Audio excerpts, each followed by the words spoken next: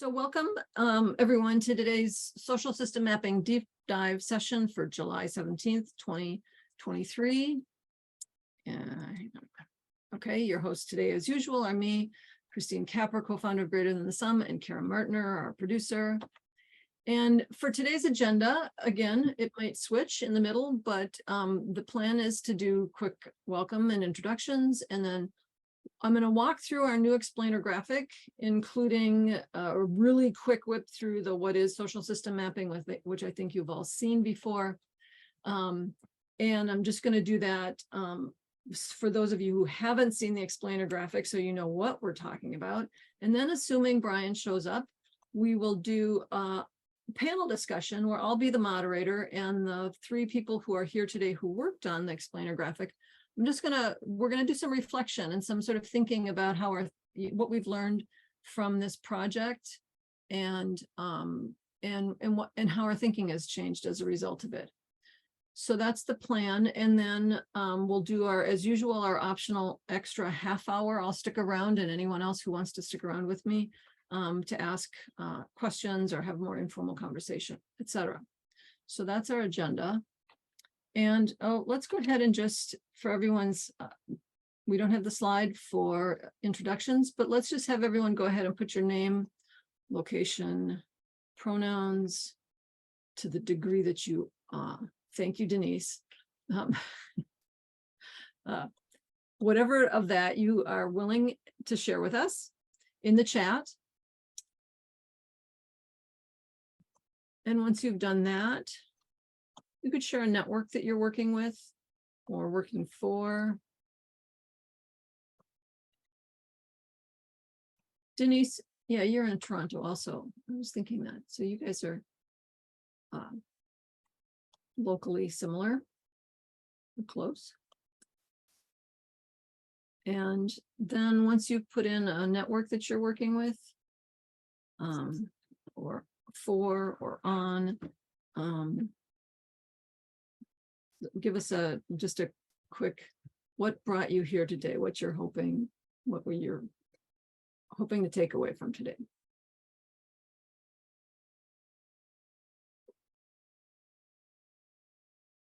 And I'm noticing that Alex, there's a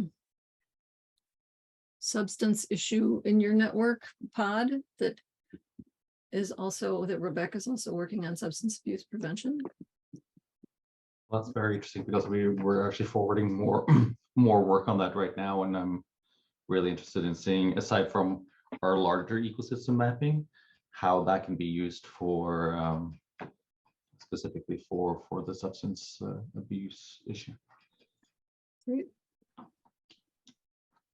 And then, if you haven't already, just a reminder, what brought you here today, if you're willing to share that. Learning more about mapping. Thanks, Denise.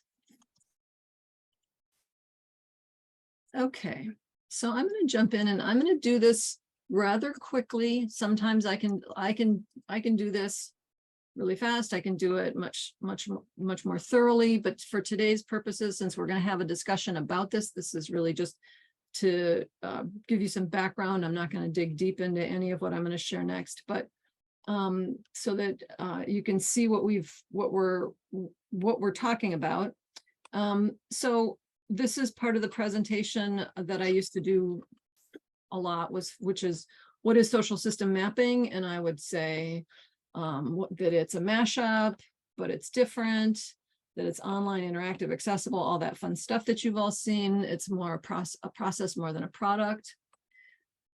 The purpose of social system mapping is to support systemic transformation in this global shift that I see lots of people working on, moving from systems of dominance, exploitation, and extraction to systems of connection, reverence, and regeneration. And one of the things that I point out when we're talking about that systems shift is there's a couple big conditions that are necessary to make that shift. And that is strong networks of wise change agents. And this phrase emphasizes two things. One is the strong networks, and the other one is wise change agents. So It's not just about building networks, it's also about building wisdom and wisdom around change and how systems change.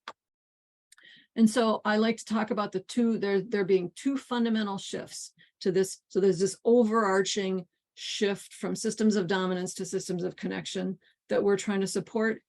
And just like in that last sentence, I like to emphasize that we have to keep in mind at all times, there's two sort of fundamental dynamics within that shift.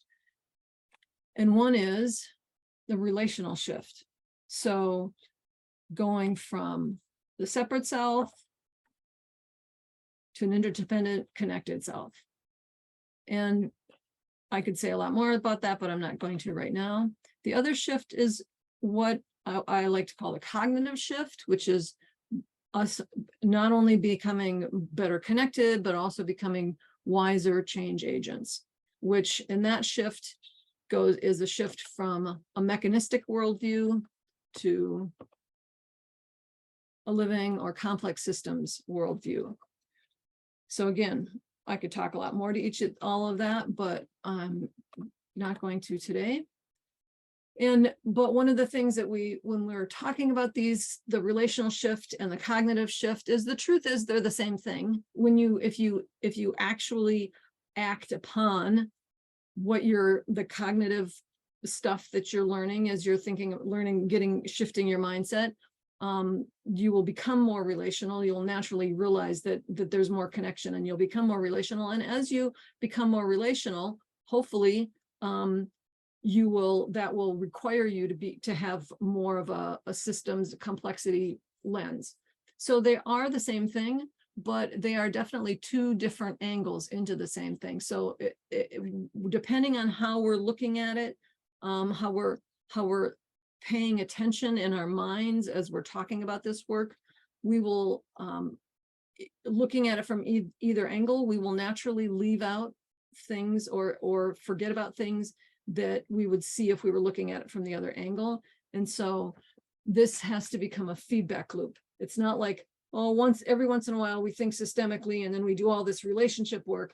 It's like, no, we go back and forth and we zoom in and out, and we look from different perspectives, and we look at these two different shifts regularly as a practice, and it becomes a feedback loop where they enhance each other. So that's the introduction to what is social system mapping and its purpose. And what we're going to talk about today, assuming Brian shows up. Oh, is that him?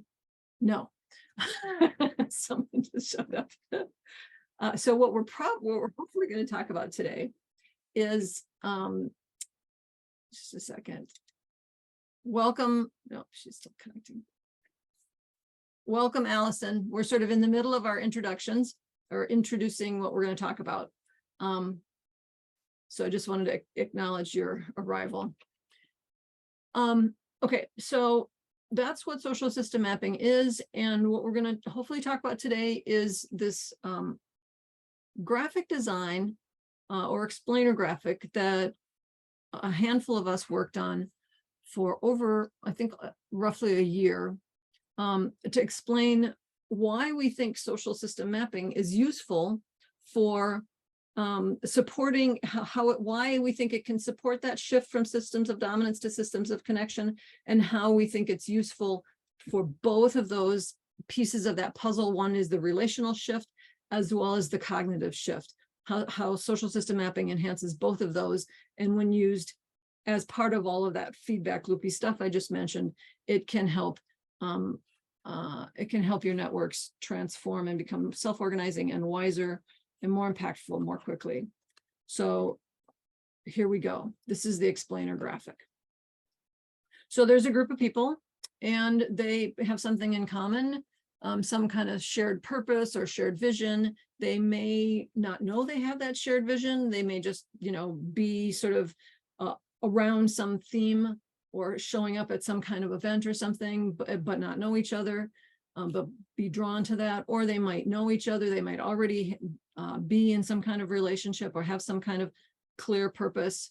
But at some point in time, some members of this population on the ground will start to think that it would be, or maybe lots of them will feel like if they could work together and be more coordinated and be more supportive of each other, this intention or purpose or change that they want to create in the world, they would have more impact. Their efforts would ripple out into the world better if they were more of a network or more of a community. And at some point, some members of this group on the ground will actually say, you know, we feel so strongly about this, we want to take some responsibility for making it happen. So they start to get together and convene and have conversations amongst themselves about how can they help this overall group of people become more impactful. And so first they'll do some planning together. And this is this is not a step 1, 2, 3, 4, A, B, C, D. It's sort of a general theme of what's the pattern of what happens when. But it's, again, it's sort of an archetype of the process. It's not literally how to. So anyway, these people who have taken on some sense of responsibility will start to do convening, doing some, you know, what's our purpose, some introducing of people. So these orange swirls that you're going to see coming up, these represent that relational shift. This is, we're introducing each other, we're coming together, we're having conversations, we're hosting, etc. We're building relationships. That will happen for a while. And then at some point, this group who's taken on responsibility will start to realize that they don't know enough about all the people in the network. There's more they want to know. They want to know who's working on what, who already knows each other, who probably it would be great if they know each other, but they don't. So they start to envision a need for some kind of more information that reflects the people on the ground. And they might not know that what they're envisioning is, they might not be calling it a social system map in their head. They might not have heard of a social system map, but they'll be envisioning something that a social system map can provide. At some point, they will come across a potential they'll come across social system mapping, and they will decide to start one. They will generate a survey out of the best of their own understanding of what's needed, what they're looking for to understand about the people on the ground. If conditions are right, they might include some of these people on the ground to design the survey, but at any rate, they start with what they can, and they create a survey by which they generate a social system map. So the survey asks information from the people on the ground, it gathers so the people on the ground input data into the survey, and then the people on the ground and the whole network can access the data that's in the map. So at this point, let me just go back here. Once we have a map, the people in the core members or the active members, the people who've taken on responsibility, they'll use the map to start to do some planning. They'll say, oh, we see themes, we should do some convening around these themes, or we see that these people are on the margins and they should be invited into more to the center, or we should close some of these triangles. These people should know each other. So they'll start to use the map as core members, or sort of as network guardians to help to build the network. They will do that. Often it'll just be the core people or the people who've taken on responsibility, but part of the goal is for the people on the ground to be able to join into that process. So we make it accessible to them. Over time, we will do more training of people on the ground, get more input and feedback from people on the ground about what should be represented in the map. It'll often be that you share the map with the people on the ground, and they'll start saying, oh, well, here's some more things I would like to know about other people in the network. And here's some more things that we could see. Or they might be saying things like, oh, that language is bothersome, it's triggering in some way, we need to change that language, or this is a better way of framing it. All of that, the survey changes. And so what we're saying is that the data that we gather, the way it's gathered, and the kind of data over time, over this feedback loop between the mapping and the population, becomes closer and closer to the purpose of the overall network, to what the network needs to understand about itself in order to become a more self-organizing system. So the data is getting closer to the actual context. It's getting less and less generic in general and more specific to the context. So then as we're proceeding, we'll start to, and this is generally, this is the evolution of a social system map, is it starts out very much as a relationship building support tool or reflection tool. Over time, though, if we keep iterating and keep working with the map and keep sharing it with our networks and keep using it for sense making, pretty soon we're starting to actually use it not just to connect up, but to begin to think systemically, to begin to think of, oh, we should be thinking from this perspective, or we need people who have this set of skills, or we're looking for that kind of asset, and how can we pull all of this, the systemic thinking, complexity understanding, how can we use the map to help us practice that way of thinking better? And so helping us develop our wisdom about systems change. So that's the purple swaths. You'll see that they start out fairly light, but as we continue to iterate the map and to share our experiences with the map, our stories about the map, our updates of the map, the purple complexity swath gets stronger, the data gets more and more aligned with the goals of the network, and eventually, this is our hypothesis, in a mature network, we actually have everything is aligned, our cognition, our conceptual understanding is deep and wise about systems change, we're strong and connected, and our map reflects all of that and serves all of that. So, still no Brian, okay. So that's our new explainer graphics vortex thing, transformational vortex. We have various ways we call it. But so what I wanted to do today, and I'm thinking, thanks, Reiner. I know this is the first time you've seen it, so I was curious what you thought of it. Thanks, Alex. I can go way deeper into all of those places, but I didn't today, so I left things out, but that was for a purpose. Now, so I'm at this point where I'm having to say, okay, I don't see Brian. And I wanted Brian to be part of this. I'll just say why, and then I'm going to pause and posit some other ideas. But so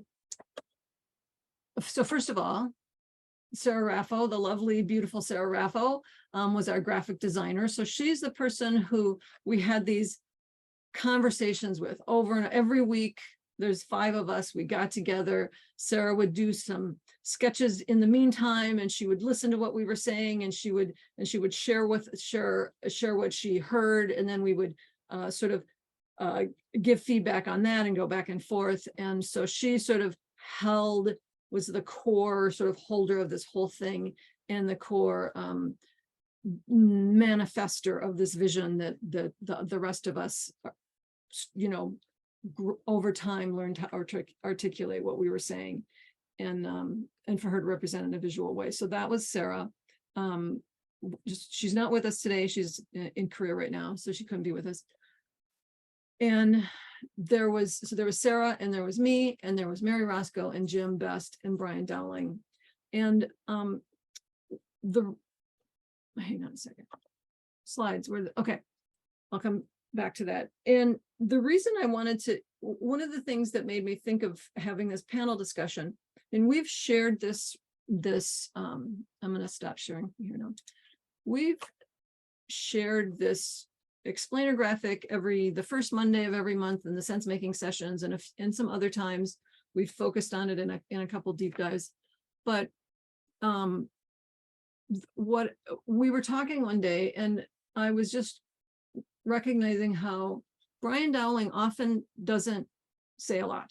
He'll be quiet for the whole hour. Sometimes he'll just say very little. He'll nod, especially if I say, Brian, what are you thinking? And then he'll go nod, he'll just make a little visual. But he's clearly very much focused and paying attention. And he just sort of has this habit of occasionally dropping in these just small little, like a metaphor or a few sentences or a short paragraph relating to something Nora Bateson said or something Dave Snowden said or some complexity thinking thing, and it just will have a big impact. So he'll like sort of drop these little charges that and so I was just sort of thinking about this process of how each of us was part of it and what we offered, and sort of like all of the sort of the cognitive whirlpool that we went through, the metaphorical and idea whirlpool that we went through. And I kind of wanted, I was like, I kind of want to hear what Brian's got left in his head now after all of that. Like, what's he thinking? And then I thought, well, why not just have a conversation with all of us, those of us who worked on it, and hear, what did we learn? And so I just wanted to sort of have a reflection. And so it's not so much, the reflection is not so much about the content as it is about the process. And it's about sharing our learning and feedback loops. So one of the things in systems change is that systemic transformation requires feedback loops. It requires us to reflect. It requires us to like learn from impact in this ongoing cycle. And so so it wasn't just another, how do we focus on how do we leverage this explainer graphic? It's like, how do we dig deeper into it and how we get more from it? So that is what I wanted to do. And unfortunately, we're not going to do it today because Brian's not with us. But so there's a couple things that we could do. And one is to just open it up. I wasn't convinced that we would have extra time after we have this little panel discussion. I had a list of questions that I wanted to ask each of the three who are going to be the panel. But I was thinking if we did run out of things to talk about on the panel discussion, which seemed highly unlikely, but if we did, I would like to invite anyone who's present to share their experience with, if anyone has had experience with the explainer graphic, and to share what they've learned and what that experience was like. So that's one route we could take. And or since there's, I think, a handful of people here for whom this is new, we could just talk about the explainer graphic. So we could get experienced people talking about it. We could just have a general conversation about it, or we could take a totally different direction, which I can see appealing to some and not appealing to others. And that is to do a little preview of the changes to the survey that we've been working on forever. And because we're getting very close to being able to roll it out. And so we will share that with everyone at some point. And I thought, well, we could have a little preview today if we run out of, if Brian doesn't show up. So those are the three options: focused, general, explainer graphic conversation, or total pivot to survey. And I'm going to ask you to, I'm going to just say each of the three and have you do, if you're not interested, a thumbs down. If you are interested, a thumbs up. If you really don't care, what's the hand sign for that? Who knows? Okay, do that. Okay, so and I'll start with the big pivot, which is who would like to talk about this, to take a big pivot and go to the survey? Oh, okay. 2 yeses, 3 maybes, 3 yeses. Okay, this is too much movement. Okay, 3 yeses and 2 or 3 maybes. Who's interested in just having a general conversation about the explainer graphic? Just whatever's coming up for people. I'm seeing 2 yeses, 3 yeses. Okay, so 4 yeses and a maybe. 5 yeses and a maybe. I think I've got, okay. And then who would like it? And I'm gonna, the next one is dependent on who aside from me has ever even either presented the explainer graphic to another group, or thought about it or prepared for it and maybe not. So Jim has, and Denise has prepared for it. And okay, so knowing that there's a sort of a 1.5, who would like to hear from other presenters of it or would be presenters of it about their experience and what they've learned? 1, 2, 3 yeses, 4 yeses, 5 yeses. Okay, I think it's that. Denise and Jim, are you willing to at least share your what you, well, we'll start with that, what you've, and I'll give you the questions I have for that, but and then we can just open it up to general stuff. How's that sound? Are we good? Okay. So I'm gonna, Denise, do you mind if I start with you? Okay. So, and where are my questions? I guess, so maybe just if you could just share what your experience with it so far. And, Okay, and it'll then, be short. yeah, go ahead. Okay, I will just let you go ahead. It'll be short. So, Christine and I, for the organization that I'm working with, NAPC, I'm trying to start a social systems map as well, or a group. And when Christine and I first met, the plan was, oh, Denise, I'll do the explainer graphic and Christine will come into the meetings. So Denise went and looked at the explainer graphic, and the version that I had been working with was the one that had the arrows. So Christine had a very wise suggestion of, sorry, the alarm is going in my place if you hear it. Christine had the wonderful suggestion of, this is the general graphic, like what we all saw, but also start to think more carefully about how these questions or how the group formed within your own organization. So I said, okay, that's great. And I was practicing, and then it forced me, one thing it did do to force me to think about the graphic in the context of the organization that I'm with, asking me very specific questions that I hadn't really thought about, like what is our purpose, like who are the core stakeholders, what are our engagement strategies. I found that this community of practice was far more advanced than I was. So some of the questions about how are you actually going to solicit information was a little bit challenging, but it was good. It just let me know where the state of things were. But so fast forward, I changed the presentation a little bit. And in my presentation, I started talking about network weaving and networks in general, and then had the explainer graphic as part of it. But I found for myself, I just chickened out, and I went to Christine and I asked Christine to do the explainer graphic because she does such a beautiful job of it. So I wanted to kind of like model what she was doing, like in the getting in the details, and then just the way the flow of how she explains it. So I got a little bit nervous, but not because it was hard to understand or hard to explain. I just think she does a better job of it. But in thinking about the graphic for my network, it did help me think about the different stages and let me know how we're kind of like a seed. And I feel like this community of practice is already a tree in terms of just thinking about systems change.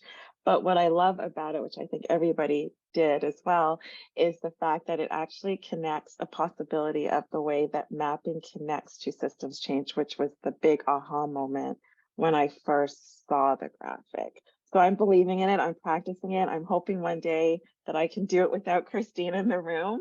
But honestly, right now, I still default to Christine because she does a great job. But I love it. Like, it's not like I can't do it. I'm just nervous. You're just like, let's look at it.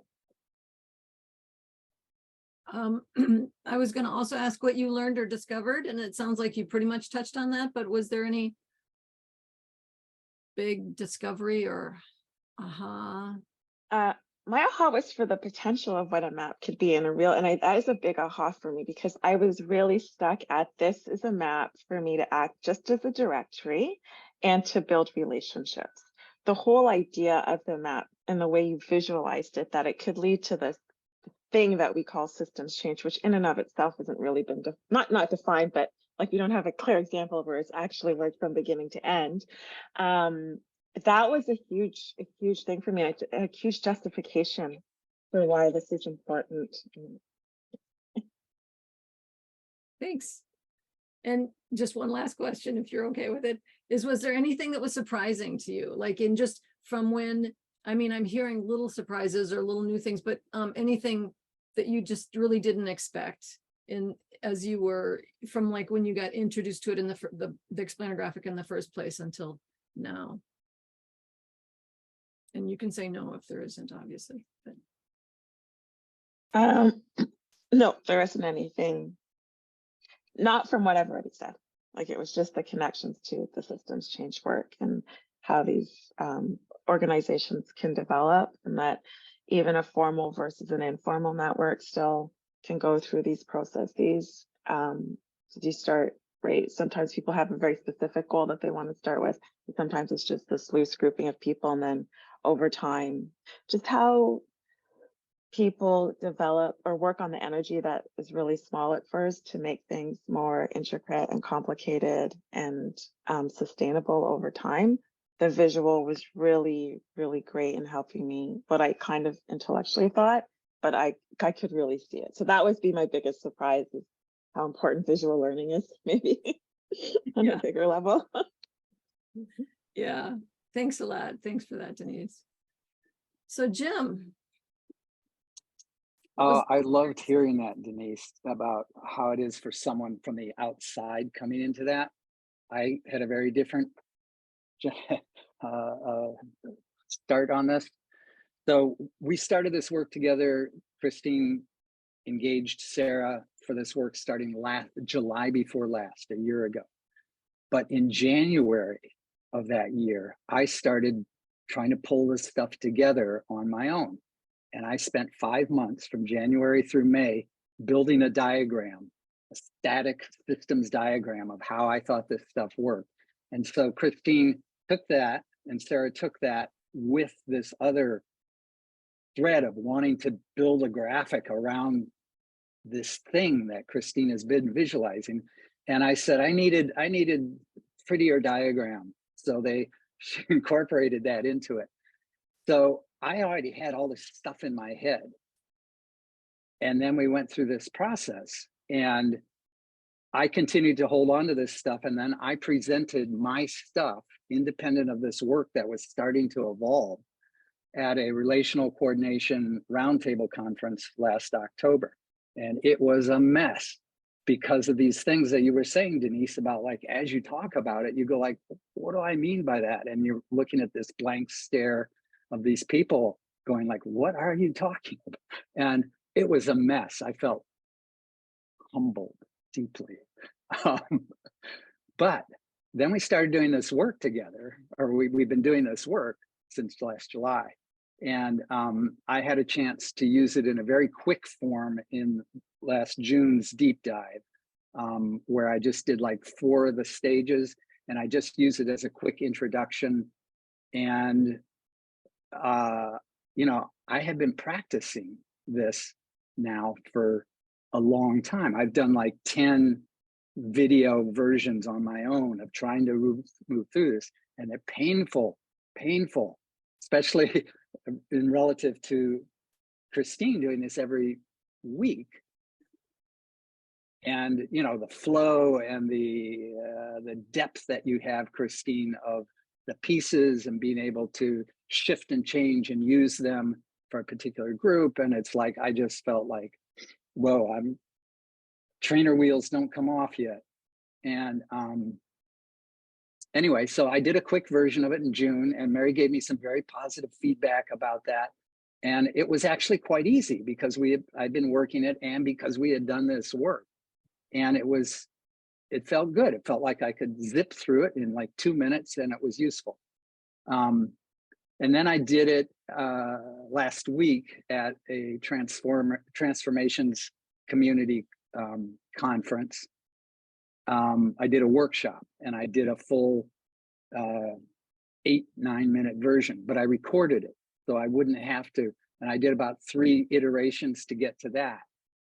And that was such a relief to record it and not be trying to think, you know, and the notes that you put down for each one to make sure you hit. There's 11 stages in that graphic. But it's a super learning process, and I'm following your questions here. That's what the experience was like. Certainly transformative for me, and a learning experience to have to figure out how to talk about this. And the second question you had is, what did my audience learn and discover? And unfortunately, I didn't really query them very much. So, or at all. So I don't know, but I think that's a really important part. I'm going to try it on Susan, my partner, pretty soon here. So I'm going to get some feedback on that. But I think that's a really important part that I'm missing. And what was surprising, you know, we have questions about that Christine was holding off on this panel for the experience of working through it. But what was so surprising about delivering it is it just so empowering to have a story that makes sense. You know, I've been trying to articulate this stuff for 5 years, and it's constantly moving. Like during this process of the year, the whole description that Christine has been doing has been this collaborative moving, and now it is no longer a static thing. It's a picture of an evolutionary process of a group. It's like that was not on my radar, but of course Christine was saying that. And the last thing I'll say is I thought I had a lot of ideas about this stuff, and I do, you know, I bring, but I find my story has been like converging and aligning to Christine's vision more and more over the last month or months. And that now I am just actually trying to emulate what Christine does because she does it so well. And once I get to that point, then I'll start thinking about how to apply it in different situations a little more. But and that's a humbling experience. So I'm very appreciative of this process. I'm complete.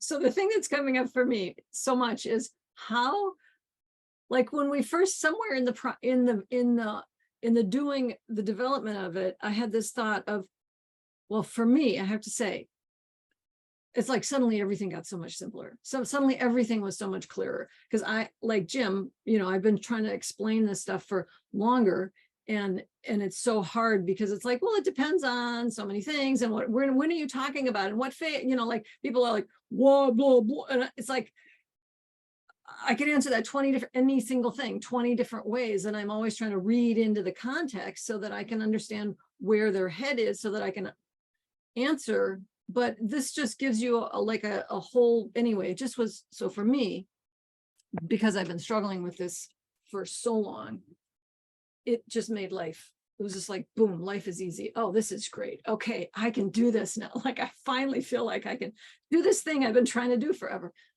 But hearing from you guys that you don't feel as good at it as me, or it isn't as easy. Like for me, it was liberating. So that's, I'm just noticing that. And so I'm sitting with, how can we make this easier? And somewhere in the process towards the end, I thought, oh, we should have little workshops where people can do, like, you know, like Denise and Alex, whatever, could like get together and you know, like prepare ahead of time how you would say it in your context, and why using your language, using the stages that, you know, the ways you would conceive of the stages for your context, and share it with each other and get feedback and get comfortable doing it with somebody else who's doing it. So that was a thought I had, was to just have little explainer graphic practice workshops and Storytelling. Yeah. So anyway, so that's what's coming up for me, is just, again, like, oh, we need to help it make this easy for other people, because, you know, one of the things that's been going on forever is there's always someone like Denise in a community who has this intuitive, like, oh, I get it. I see a social system app. Oh, there's all this potential in it. I get it. But then it's a huge barrier because they're faced with people saying, why is this important? And, you know, and they start giving you all the pushback. And as soon as you start hearing the pushback, all your intuition just sort of flies out the window, and you're like, I thought it was a good idea, but maybe you're right. I've seen that happen to people over and over. I mean, it used to happen to me, and then I've watched it, seen how it happens to other people over and over and over and over again. And so how do we help people break through that? So that's what's coming up for me. I just want to say all that. But having said all that, just especially those of you whom this is really new, brand new, or you only begun to think about it, what's coming up for you, or what's striking you at the moment?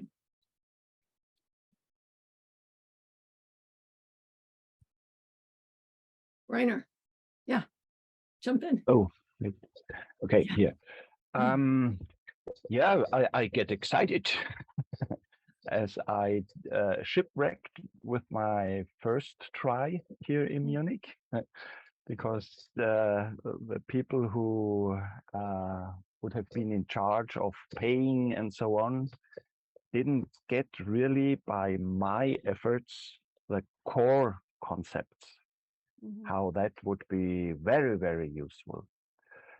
Still, in my opinion, they just gave away a big chance of getting a unique selling proposition of why this organization deserves to carry on. Now I'm in a situation, we have applied for a funding for next year with a different set of people. And this comes in, my heart goes, oh, yeah! This time we will do it. So that's my feeling at the moment. So yeah, very, very helpful. I guess I can tell you, I hope this week to have the first talks of proposing these tools to those. As I have written in the chat, it's about reorganizing a satellite city of Munich, which was built in the 60s, huge amounts of concrete, but with a lot green spaces in between.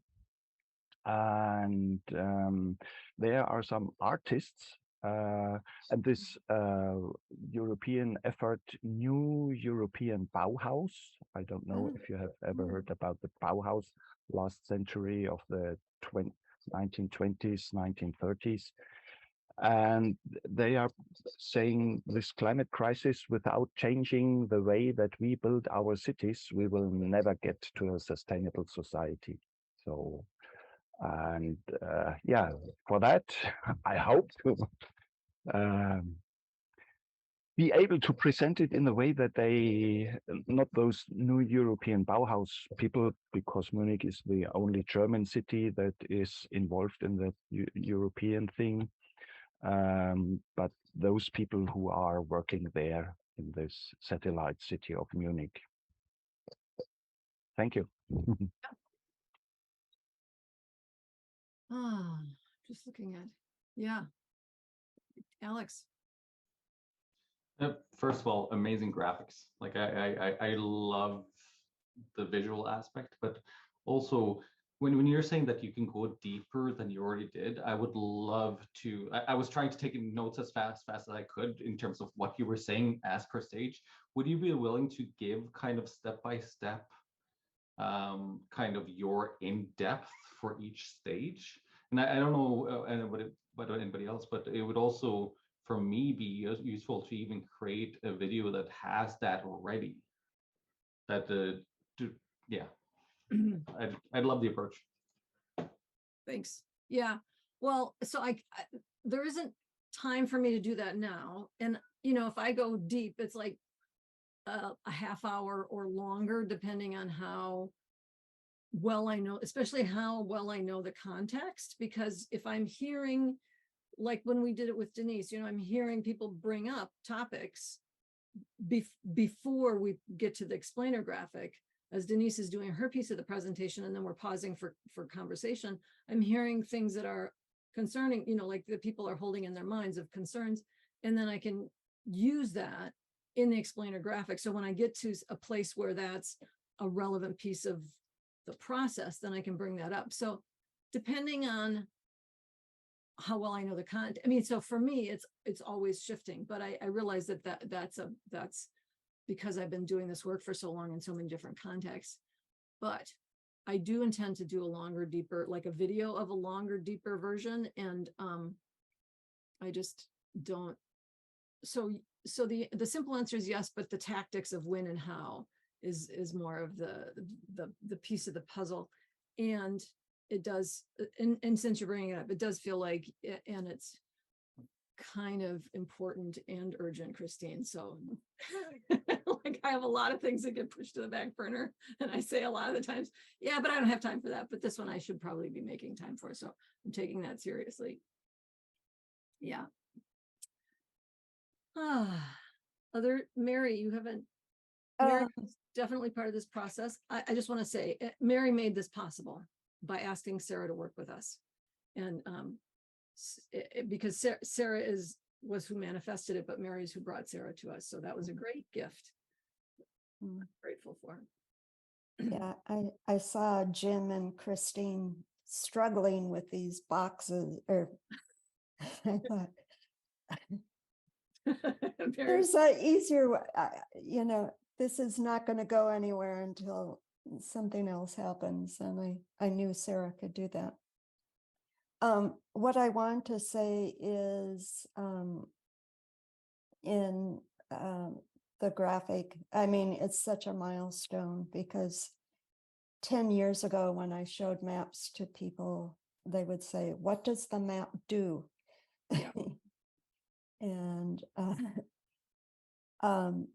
so all the steps of the graphic to me are so important. And I don't want to get into what would be a sort of panel discussions or related, but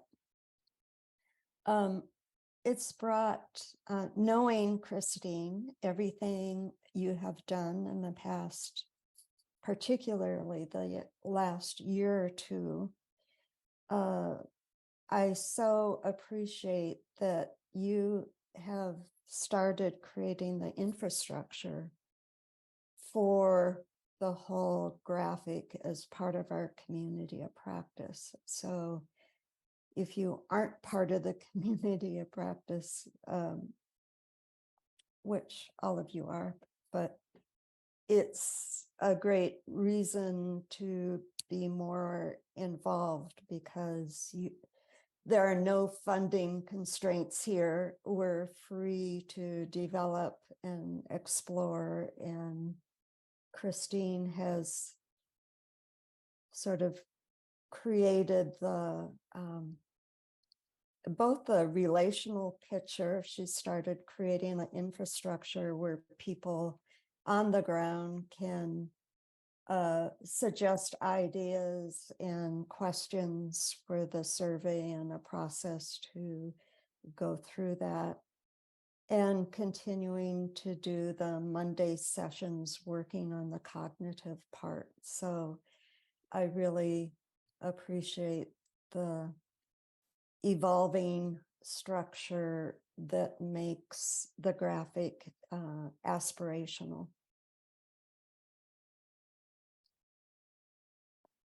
As you're saying that, it strikes me that it is a little like, I mean, the graphic has within it the history of of our community practice, of our learning. It sort of reflects that as well. I mean, it wasn't intended to, but yeah, now that you're pointing that out, it's like, yes, that's also a picture of our story.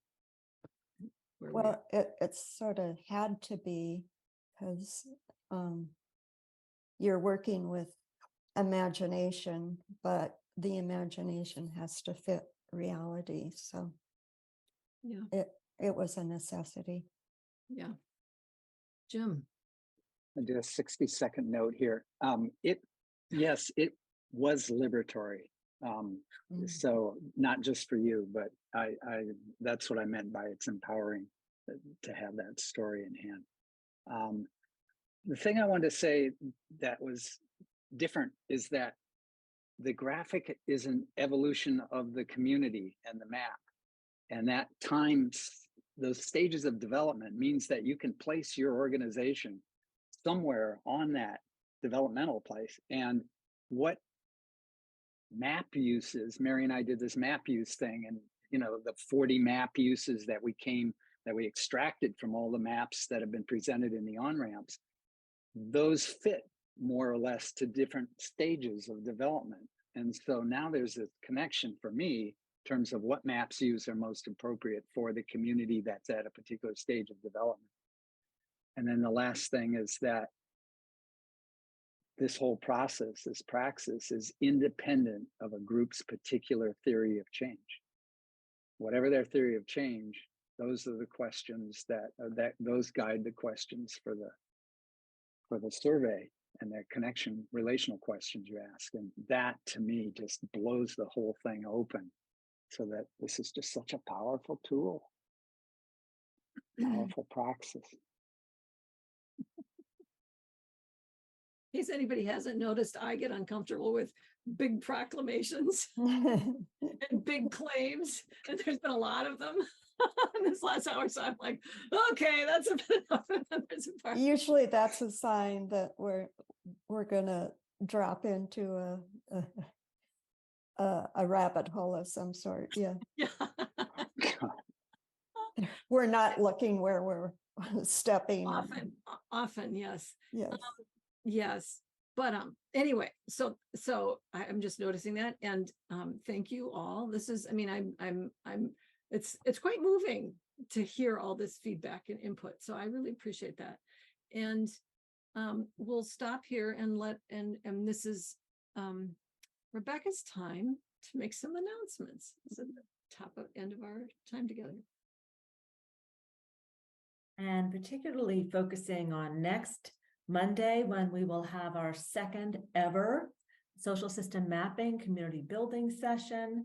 And this is an opportunity for us to use our map as a way to get to know each other better. This originated in people often talking about how much they liked the other people they were meeting through these programs, these sessions, and wanted to learn more about each other, and also want to practice more for some of us with using that map to see who's there, what are they interested in, to learn about what people are bringing, what they might wish to get from us. Are we someone we're interested in? Who's directly connected to them? How might we approach them? So I just wanted to invite all of you for next Monday for our second community building session. And I haven't thought further ahead, like I haven't thought all the way into August. I have no August announcements to make. August will unfold, events will occur. I don't know at this moment what they are, but you'll hear from me on another date. Thanks, Rebecca. You're welcome. Yeah. So let's go ahead and do our, I think you all know, the goodbye ritual. And so if you're planning on sticking around, and Alex, I know you had a question, and if you're able to stick around, we can address that question in the next half hour, and I will be here. But if you need to go on and get on with your day, this is a moment for us to all just say a wonderful day. So let's go ahead and Rainer, are you going to jump off? Or are you going to stick around? You're going to stick around? Okay, so let's see who needs to jump off by saying, let's all unmute, and I'll say 3, 2, 1, and then we give each other a reading. So ready? 3, 2, 1. Have a wonderful day. Have a great day. Bye. Have a great week. May your Thank you. week be wonderful. Bye-bye.